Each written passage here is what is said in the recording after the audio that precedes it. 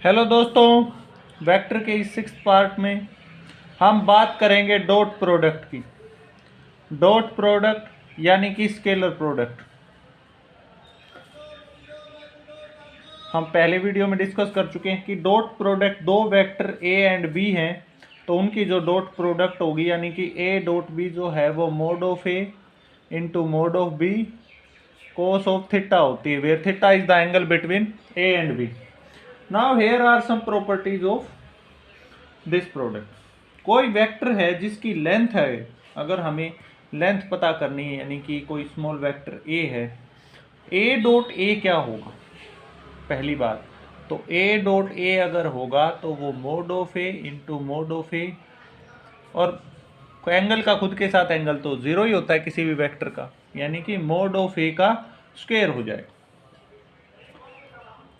अगर A dot B is equal to zero तब तीन चीजें बनेंगी।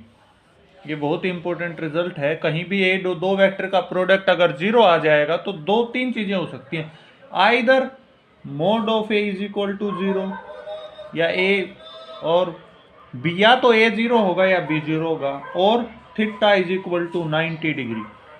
कोस 90 जो है वो हम जानते हैं जीरो होगा तो complete A dot B zero हो जाएगा, और थीटा 90 का मतलब क्या हो जाएगा? Vector A is perpendicular to vector B,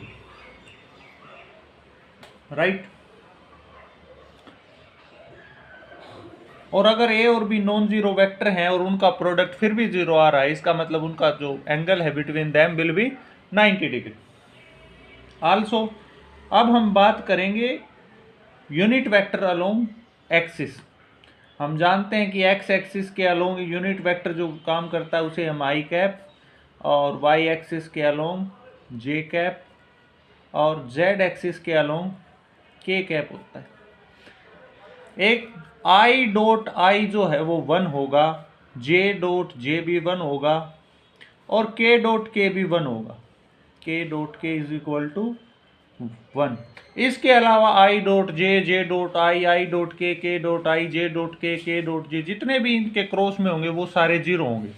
means I dot J is equal to J dot I is equal to J dot K is equal to K dot J is equal to I dot K और is equal to K dot I, ये सारे zero हों।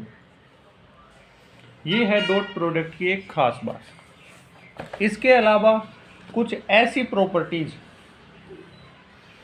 जैसे scalar product में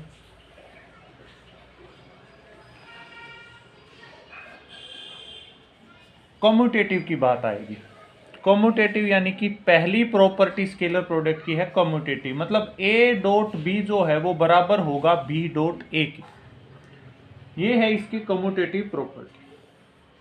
और ये scalar product of two vector is associative with respect to scalars, यानी कि एसोसिएटिव तो होगी लेकिन स्केलर्स के साथ मल्टीप्लिकेशन में। यानी कि इसका मतलब क्या है कि m dot A into B dot B is equal to m dot A dot B is equal to a dot m dot B. ये है associative where m is scalar quantity and theta B the angle between a and b। अब बात है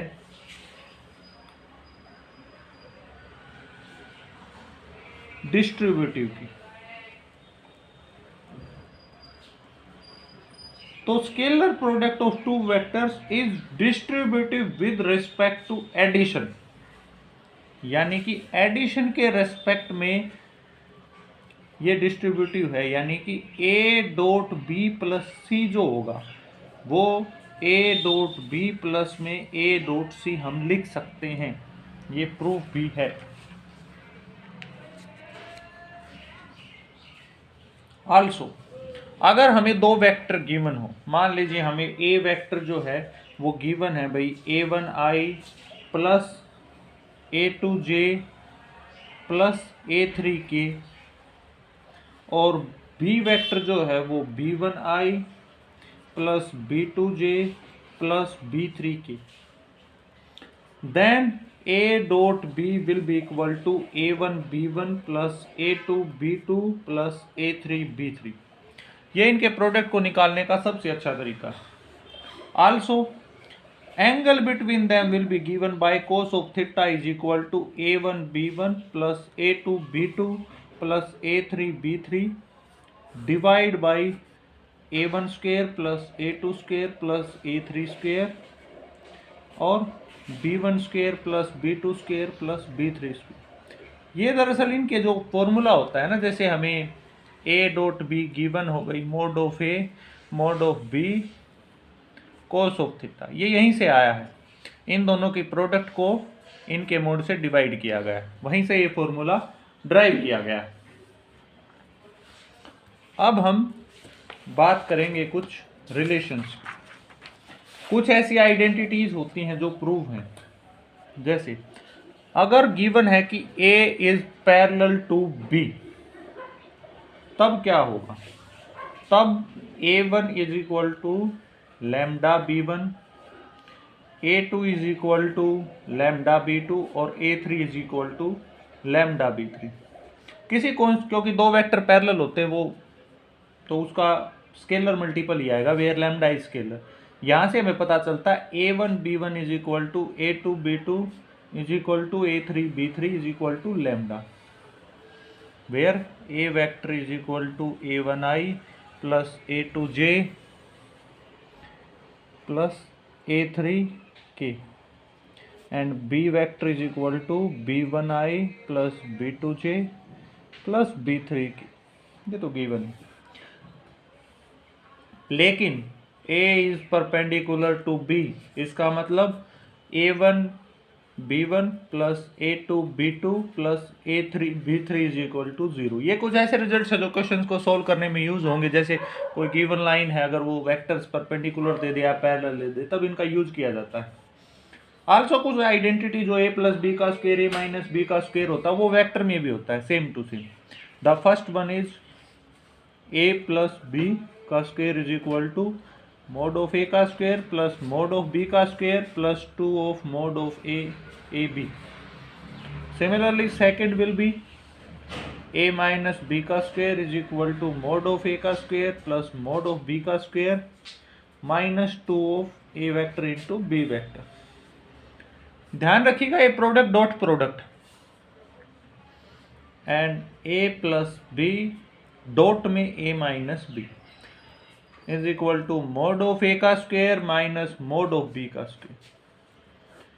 ये identity यहां भी same to same होती। अब कुछ बात आएगी इनइक्वालिटी की, जिसका नाम है कोची स्क्वायर्स इनइक्वालिटी। ये कई बार question same to same direct आ जाता है। इसके 3 रिजल्ट हैं। The first one is A dot B का जो स्क्वायर होगा वो हमेशा लेस देन होगा किससे? लेस देन या equal to mod of A का स्क्वायर इनटू में मोड ऑफ B का स्क्वायर। ये है कोची स्क्वायर इनइक्वालिटी। और एक आती है इसके साथ ही ट्रायंगल इनइक्वालिटी, जो इसका सेकंड रिजल्ट होता है। उसमें क्या कहता है? Mode of A plus B का जो मोड है वो भी लेस देन इक्वल टू होगा इनके इंडिविजुअल मोड के सम के।